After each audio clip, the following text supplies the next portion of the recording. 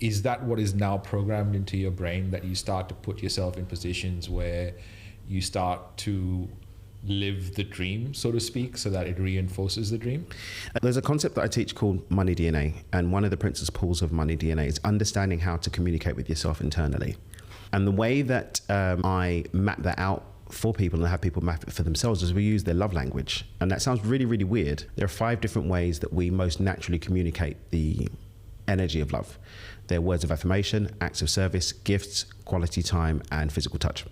Now, one thing that I came to understand was if someone's love language is quality time, it doesn't matter how much somebody says that they love them. If they don't spend quality time with them, they're not going to receive the energy of love. But this is the thing. The person on the quote unquote receiving end doesn't sit there and say, this person is only using words and not giving me quality time. It's time for me not to feel the love. It's an automatic response because something in their unconscious takes the input of quality time and translates it to the output of feeling love. They take the input of words of affirmation and fail to get the output of feeling love. So what I came to understand from this is that love languages gives you the cheat code for understanding how to deliver a message to your unconscious that's going to generate a predictable outcome. And if we look at the love languages, each of the love languages has got a key idea underneath it that makes it work. So with gifts, people think it's about spending money, but it's not. It's really the thoughtfulness of taking the time out to bring something physical. So you've got thoughtfulness and you've got something tactile, tangible. Those 2 principles have to be in play for someone whose thing is gifts. With physical touch, it is the physical contact, the nervous system feeling something tactile. That's important for the unconscious to receive the message. For me, acts of service is about embodiment, movement through time and space. So if I ever want to transmit something to myself or have someone transmit something to me that has a predictable outcome, there has to be a visible movement through time and space, otherwise it won't work. Fascinating. It's interesting when you hear it. It sounds so simple when you think about it before. Ladies and gentlemen, I'm joined with Dan. Dream with Dan. I want to put that out there because I think dreamwithdan.com is where you got to find all the cool stuff that he's up to. And a podcaster for a long time, content creator, coach, author. When you introduce yourself at a barbecue, what do you say? So I'm making a little bit of transition at the moment. I'm spending more time working with our family's family office. So when I introduce myself, I say I'm pretty much the CIO of our family office, but what I'm really passionate about is motivational speaking and empowering people to live their dream life. So. And when you think about people living their dream life, what do you think are the biggest obstacles that get in our way to even imagine what that dream life would look like? Having clarity, but not just clarity that's yours, not clarity on something that somebody else's. When I first started to coach back in 2017, 2018, I was working with people going through midlife crisis primarily. And what was happening is I was finding people had spent 10, 15, 20, 25, 30 years building a life, and then something cracked because they realized that the life that they were building wasn't what they wanted. It's what society said, what their culture said, what their parents said, what their religion said. And that was leading to unconscious habituations to behavior. And it was the resistance, the rebelling against the narrative. And so from that time, what I really came to understand is a lot of people don't understand that we all have an individual idea of what a dream life is. We have our own cognitive relationship to the idea of what a dream life is. But how do I know if I've taken someone else's idea of success versus my version of success? Because you're saying this is unconscious. You're saying that we have this cognitive almost dissonance between what we really want versus what we have taken on as someone else's idea of success. How do we tell? I think this really comes down to this idea of having a relationship with yourself, like a real relationship with yourself. I do a lot of reflection work. I do a lot of introspection. I journal. So I spend time having that relationship with myself daily, and yet I still have these pockets that pop up from time to time. So someone who doesn't spend any time at all understanding themselves, having an open line of communication with what's going on within them, unless we have the open dialogue, how are we going to be in a position where you can express and I can reciprocate with what you ask for? And we're doing that with ourselves.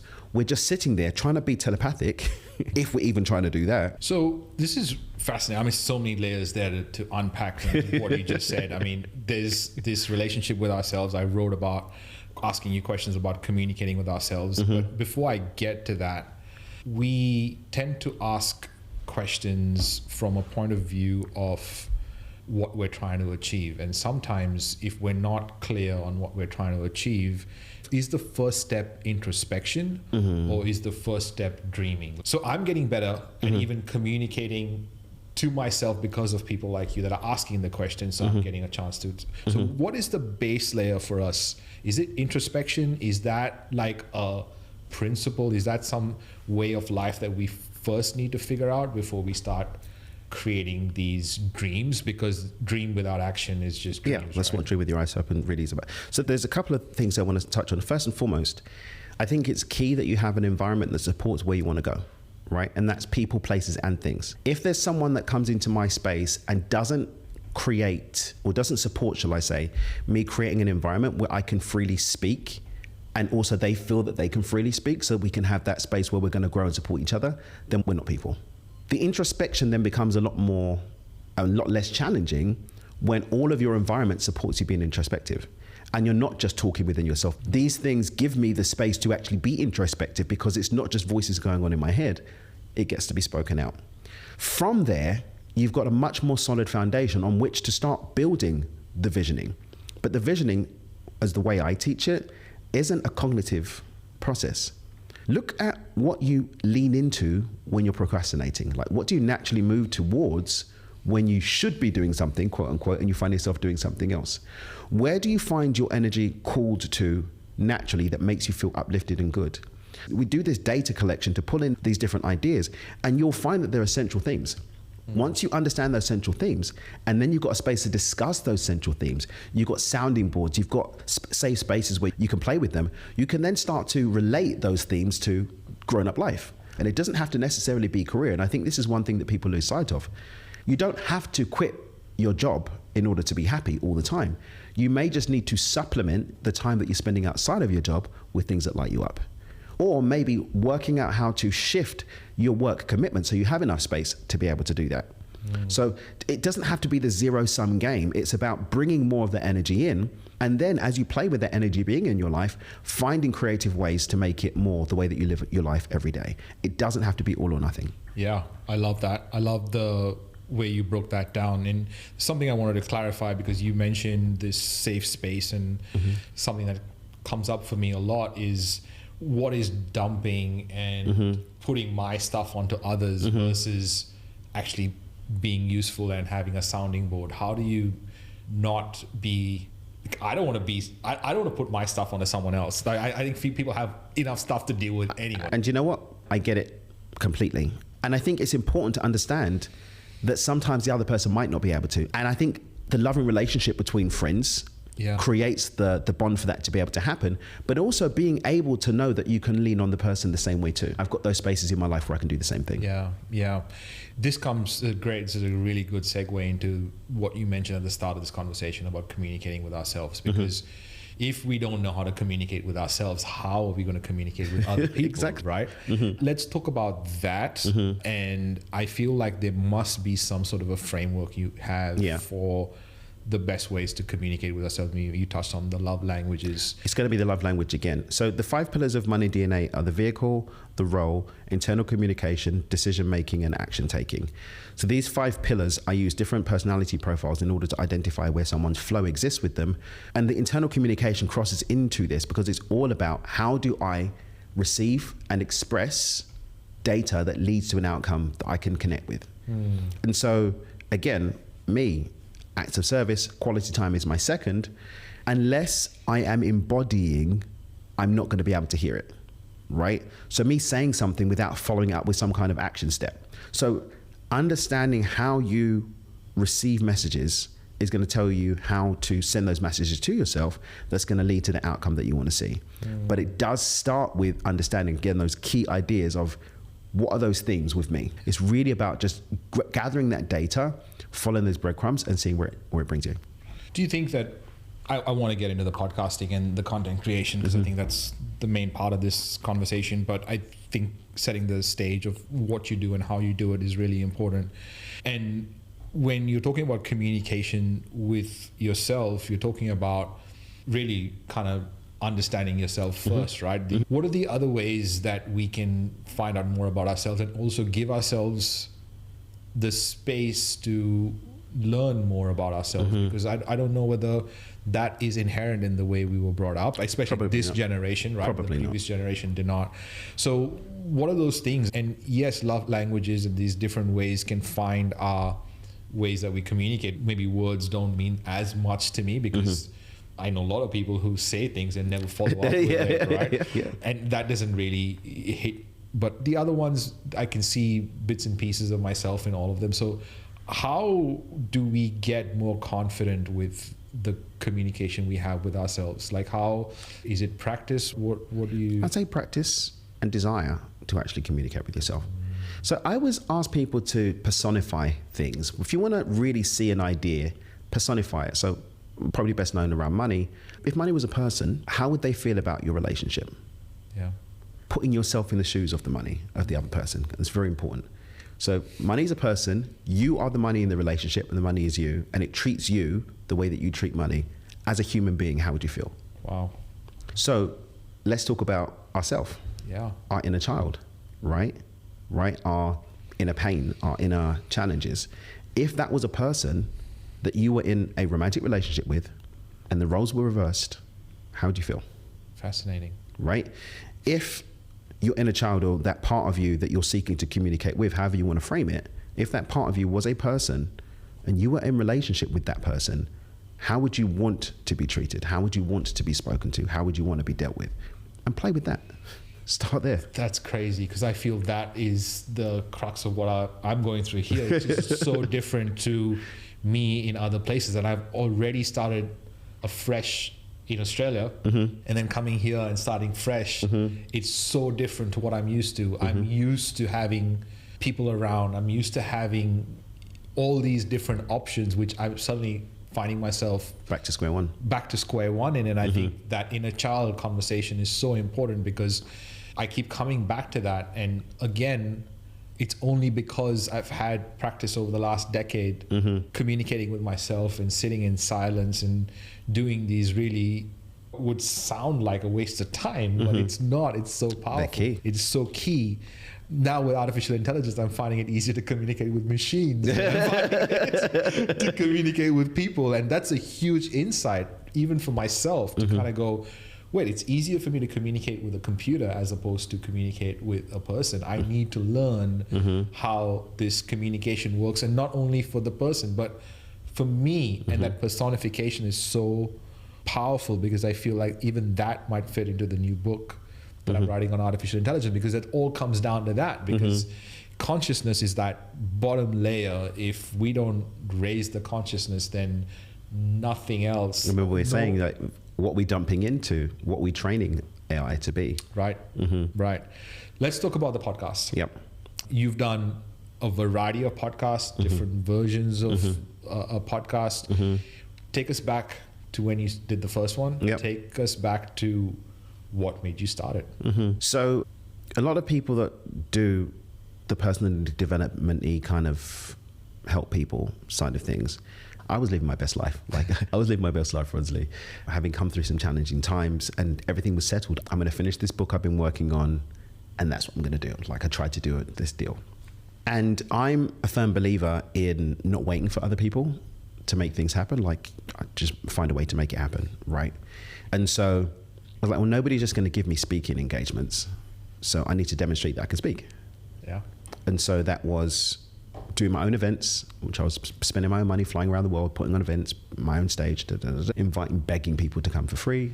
And then that evolved into people invite me and paying me. And the podcast was another way for me to have conversations and to communicate with people. And back in 2007, 18, when I first started podcasting, everybody didn't have a podcast, right? So there was a differentiator as well. So yeah, it was creating that space. And then also what I was finding was I wanted to connect with people and have conversations with them. And it's easier to ask someone to come on a podcast than to ask them, can I have a meeting with you? Right? Because there's an interest. And so people that I wanted to learn from, learn with, communicate with. And then off the back of that, there was conversations that I was having with people. Let's talk about the different versions of the podcast before I get into what you're up to now. How did you start? Like, and what was it called? Did you change the name? No, it's always been Do It with Dan. So basically, I was originally going to do a podcast completely unrelated to any of this with a mate of mine. It was like, yeah, I'm going to do a podcast. I'm like, yeah, let's do a podcast. Yeah, a podcast. And so I had all the assets and stuff designed for that. And then he and I ended up not doing it, but I had Do It With Dan already done. I had like an intro and all this kind of stuff. So Do It With Dan was the main podcast. And then in about 2021, I think, maybe late 2020, I started to have more entrepreneur-based conversations happening, and I wanted to separate them. And so I started the Beyond Success podcast, which is really more about entrepreneurship. And so those two have been running alongside each other since then. So you have two podcasts. I have two. You have two podcasts. The question that pops to my mind is, why Do It With Dan is the name of the podcast versus Dream with Dan being the... So because Do It With Dan existed before Dream with Dan was a concept. I see. And I had considered rebranding it to Dream with Dan, but actually I just enjoyed Do It With Dan. It just rolled off and it was easy for people to remember. In your mind, can you separate how the content for each of these pieces are different? How is the content from Dream with Dan different from Do It With Dan? And how is Do It from Dan different with Success? What's the name of it? Beyond Success. Beyond Success podcast. Mm-hmm. So Do It With Dan really didn't have deep intentionality. It was, like I said, rep. Let me get it done. Done. Cool conversations with cool people. Yep. Right. It was sharing cool things, ideas. It was sharing clips and a way to serve. And that's just what it was. And so Beyond Success had more intentionality. And I think that's to do with the intentionality. It's like you go to Beyond Success specifically for this thing. Whereas Do It With Dan, you might like this conversation, but the next conversation might not actually be relevant for you because there's no coherence between them. It's just me having cool conversations with cool people. Right. Beyond Success is very, very specifically empowering people to be conscious, expansive entrepreneurs, letting them hear conversation from people who are on that path, learn something new, sharing tips, content, whatever around that, specifically around your entrepreneurship. And then the Dream with Dan is really specifically about empowering people to live an abundant, joyful, purpose-driven life. It's very, very specific. Intentionality is something that comes up a lot when you're talking about the podcast and even the success of the podcast. If you look back at the content you've created, whether it is for a specific podcast or a specific brand, what kind of ROI can you see? So I'm in a very interesting position in that I'm more financially successful outside of this than I am inside of it. The content that I've created has never really been about getting an ROI financially. It's always been more of an ROI energetically, right? And so have I made millions through the podcasts? Yeah, over the years, definitely. But that wasn't the intention, right? Could I have made more if I'd been more focused? Probably. Or more intentional. Or more intentional.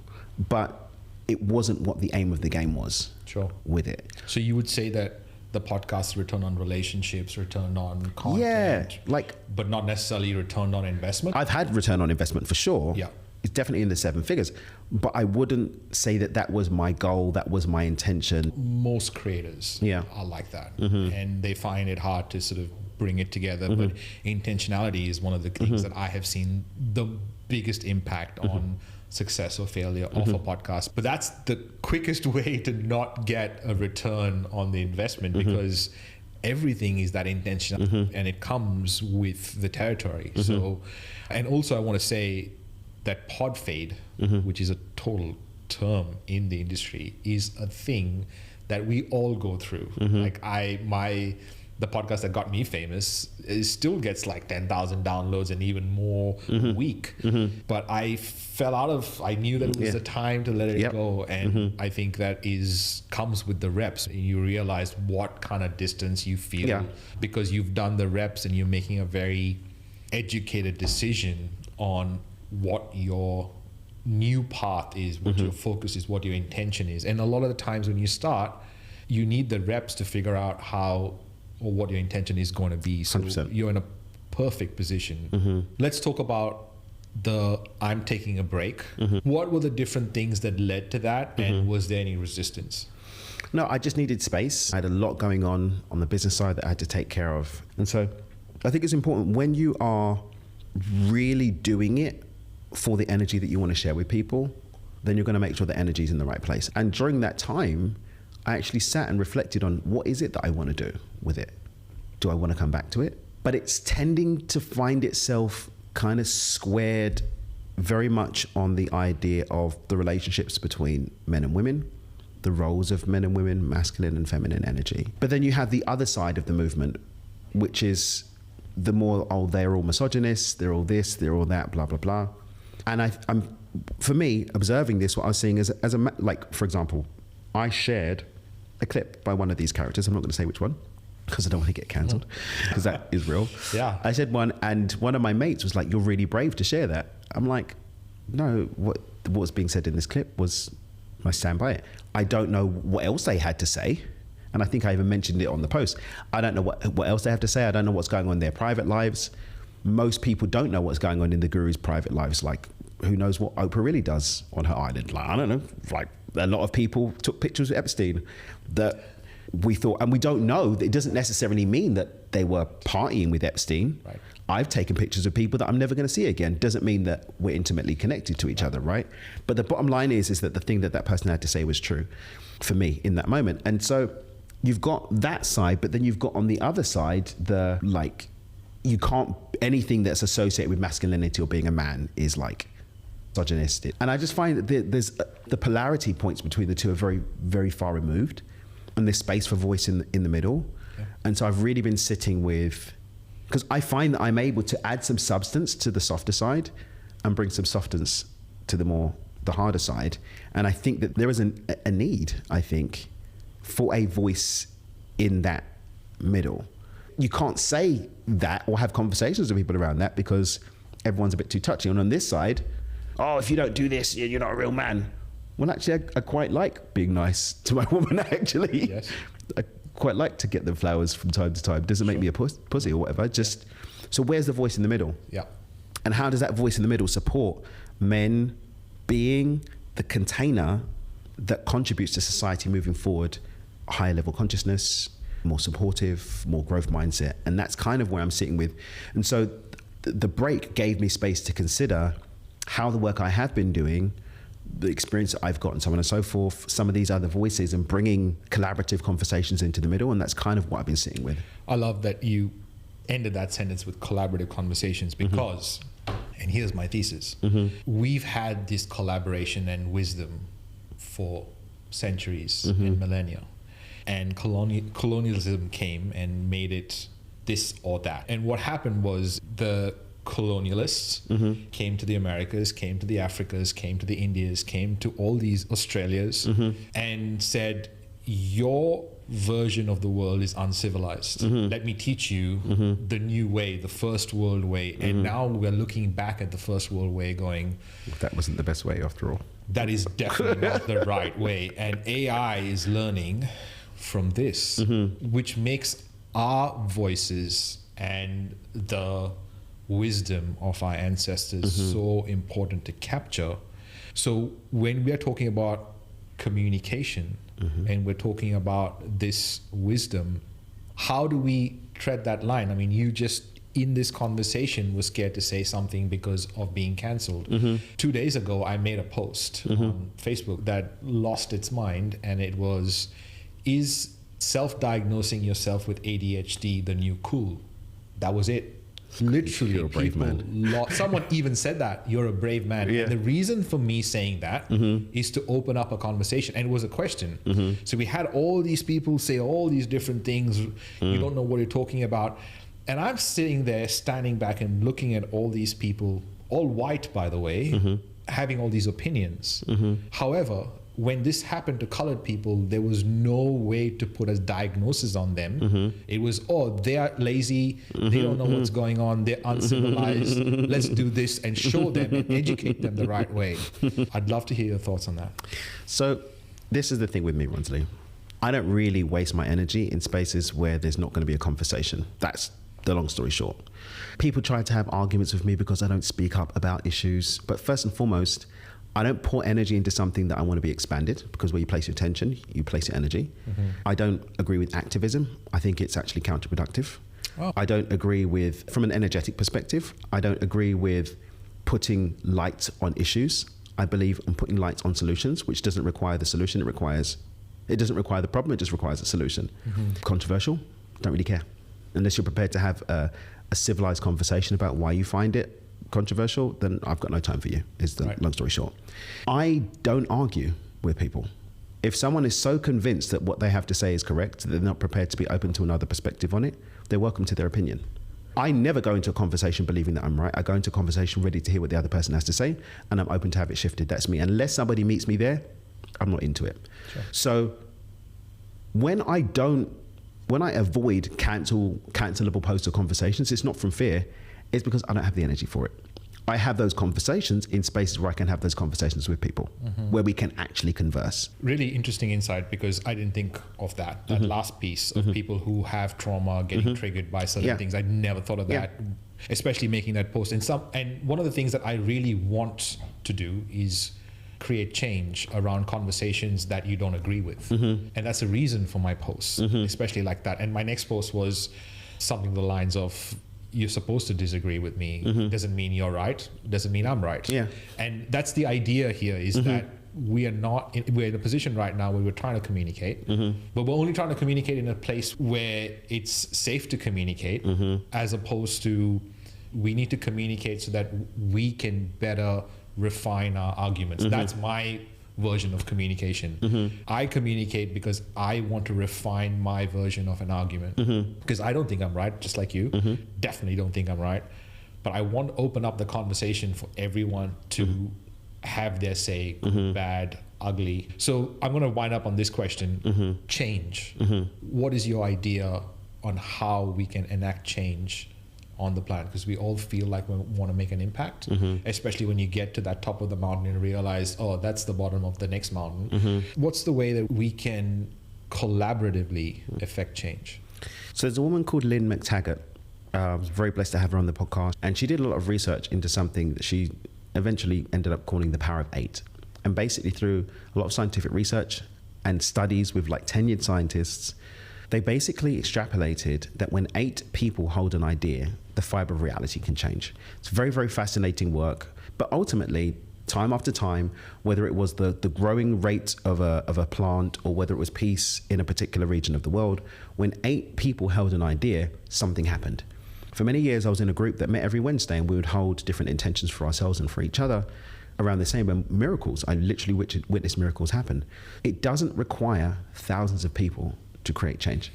It requires enough people to come together in groups as small as 8, focusing on the solution, focusing on the outcome that we want, focusing on what we want to see happen, and not what we don't want, not what we're tired of, not what we're trying to run away from, because that's what we're pouring energy into. If enough of us recognize that these little hubs of elevated consciousness can be the seeds that are the change, something good's going to happen on this planet. Dan, this has been a little slice of heaven. Thank you for the time, the wisdom, and the space, because I learned a lot, especially from doing things recently that I didn't even consider. Perspective is really important, and I definitely get perspective when I'm around you. So 100%, man. Thanks, man. Appreciate you. Good. Thank you.